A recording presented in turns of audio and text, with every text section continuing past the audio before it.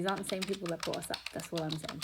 I was at home alone with grandparents one day, and my husband had like popped out for lunch, and obviously this was when there was just one child and not two, and this kid hadn't had sugar until she was 2 years old, and I believe she was about 2.5 going on to 3, so she was just starting to have sugar in her life. And obviously every grandparent is happy about that, because then they can spoil their child with sweets and chocolates and the whole shebang. We had gone out and we were literally just coming home, the toddlers like having lunch a little bit late, and we're like, what's going on? And that back then, again, routines were a thing, like lunch at this time, etc, etc. We're like, what's happening? So my husband's like to the grandparents, like, what's happening? Like, how come she's having lunch so late? And they were like, oh, you know, she really wasn't that hungry earlier. And we were like, okay, that's odd. They were like, oh, how come? And they were like, oh no, she just had ice cream, so like she wasn't hungry.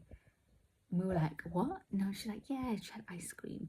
And so my husband's like, what do you mean she had her ice cream? And they were like, oh yeah, she just went over to the freezer, like just took her ice cream, and she said she wanted ice cream for lunch, so we gave her ice cream for lunch. And we were like, what? And they're like, yeah, we just gave her, you know, a little bit of ice cream. So my husband's like, what ice cream did you give? Like, what was the situation? A whole magnum, a whole ad. She didn't finish all of it, because that was one of the things that the grandparent said, like, oh yeah, she didn't finish all of it, so it's like not a thing. We were like, what? Anyway, these aren't the same people that brought us up. That's what I'm saying.